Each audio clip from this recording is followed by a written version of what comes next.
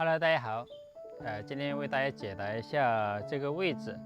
很多人都说是我沟通不及时导致现在这个局面。因为施工方那天在这里的时候，不是那个女的上来跟奶奶争那个边界嘛，人家奶奶说是她的，然后她那里没有争得过，然后她又说这里这个左邻不能停，这个左邻不能停嘛，然后施工方就听她的，就不停她的。然后，我们也是打房东的电话，是打了10几次，他都说没有时间，没有时间上来，他要上班。然后那天他突然就上来了，上来后他说，这个位置为什么要这样砌？砌这个干嘛？他就问我，我说这个跟我没有关系啊，我打的电话你不来，这个他们现在砌成这个样子，我也没有办法，因为，这块土地啊是我们房东家的。刚好那天跟奶奶吵架那个阿姨啦，又是我们房东家的兄弟媳妇，但是他的这个兄弟媳妇呢已经跟别人结婚了，他兄弟已经去世了嘛，就嫁给别人了，然后这块地跟他兄弟媳妇是没有关系的，他随便说了一下，他说这块是他的，不让停，然后就导致这么一个矛盾出现啊。刚好那天在砌这里的时候，我也是打了房东的电话，他说他要上来，早上要上来，然后刚好早上我们去城里，有点事就耽误了。等我们上来的时候，这里已经砌好了，然后房东也是打电话跟我反复的说，他为什么要砌这个砌在这里丑死了？为什么当初说的是把这里填平，现在为什么又这样砌？我说这是你兄弟媳妇说像这样弄的。他说他兄弟媳妇跟他一点关系都没有，这块地有没有分给他？怎么他说了你们听他的呢？这是施工方听了那位阿姨的话后才这样弄的，所以说导致这个路现在就这么窄，因为房东一开始就是说的是这里把它停了，然后他们以后回来建房子好停车，好堆放材料嘛。因为这一整块都是他家的，然后这个左邻呢，这些镯子是奶奶他们摘的，奶奶他们是愿意停的，这些镯子他们也是可以不要的。但是现在事情已经做成这样子了，就只能将就了。如果说你让他返工的话，这些材料加人工费的话，又是1万多就没有了。所以说谁都不愿意来填补这个空隙。所以说呢，我们也只能是这样子。当时奶奶他们也是说这个位置不是一个坟墓嘛，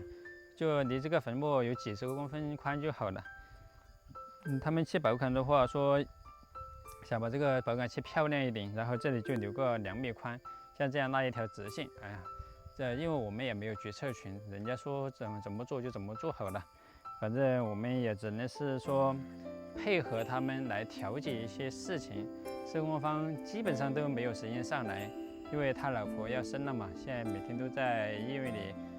照顾他的老婆，所以说这上面的事儿就基本上是交给我了，就让我来给师傅们对接调解一些问题。如果说有村民来找事儿啊，就让我及时跟他说嘛。还有就是昨天预买这个管子的时候，施工方说要低于这个坟墓嘛。然后他们砌保坎的自己在这里指挥弄了后，施工方又打电话跟我说，问我说这个管子排水有没有问题？我说这可能有点问题，但是我也不好说太多。然后就让施工方自己上来，施工方老板上来后就强制性让他们把这个又重新返工了一遍，把它挖起来以后又重新预埋了。所以说现在这个下水它是没有问题的了。像这里呢，就是奶奶一直都是说嘛，把这个保坎砌好以后，能不能给它回填一些泥土在旁边，他拿来种一点蔬菜，像这样方便一些。但是现在这个泥土肯定是不够的，因为我不敢答应奶奶，我只能是说，到时候问一下施工方，如果说有多余的泥土，可以给奶奶填一块菜地出来，让她种菜。我意思就是跟奶奶说的，我说我们那边租了块地，有那么大，到时候你自己去里面种菜就好了。如果说你不想种的话，我们种好后你去再来吃，就这么一个情况。现在这个保坎已经砌到这个位置了，一直拉到那里以后，基本上这里的这个工程就要结束了，还有外边那里，到时候不知道我们那条路能不能接下去。如果说接不下去，那就算了；接得下去，那就更好。毕竟现在这个路停这么高，要想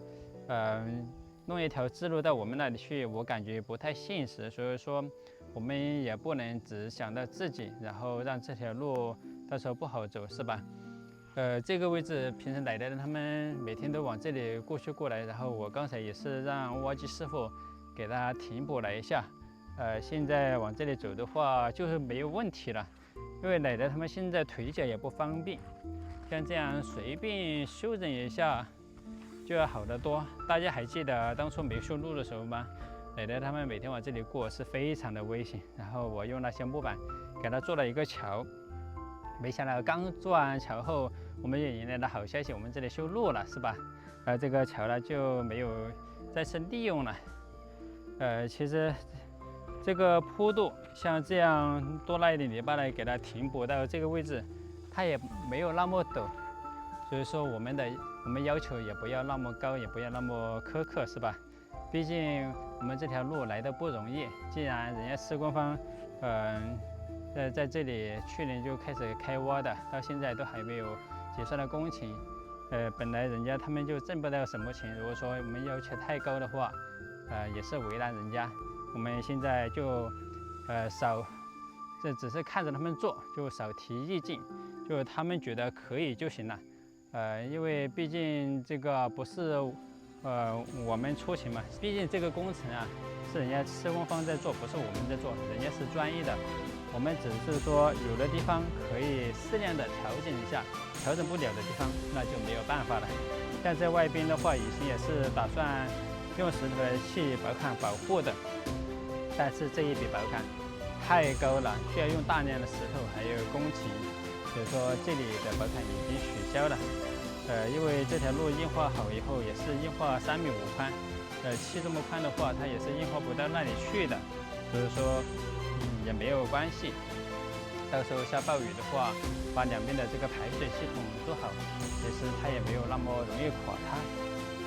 这条路基本的形状就出来了，大家看，它是一个弯道，像这样弯过来，然后这边的话可能就给它弄宽一点。对，昨天他们砌薄坎的时候，已经是准备砌在这个位置了。我说这里下来这个缓冲太大了，本来坡度又大，我说能不能砌出去一点，因为外面的地是奶奶家的，奶奶那天就跟我们说过，她说这地是她家的，尽量把她家的地给用完。如果说留那么一块，到时候也是被别人占去了。所以说奶奶说，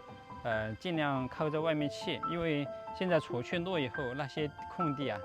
都是送给那家人了。因为当初奶奶家的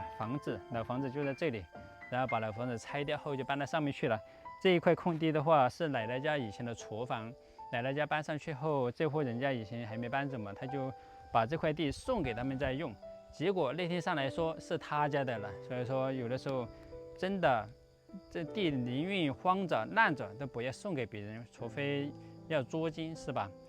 还有就是奶奶家的地，他宁愿给我们用，也不愿意给村里面的一些老人用。他说他以前的地就是免费给别人种庄稼，种到后面呢就变成人家的了，有理说不清楚。所以说我们也能理解他们这些想法。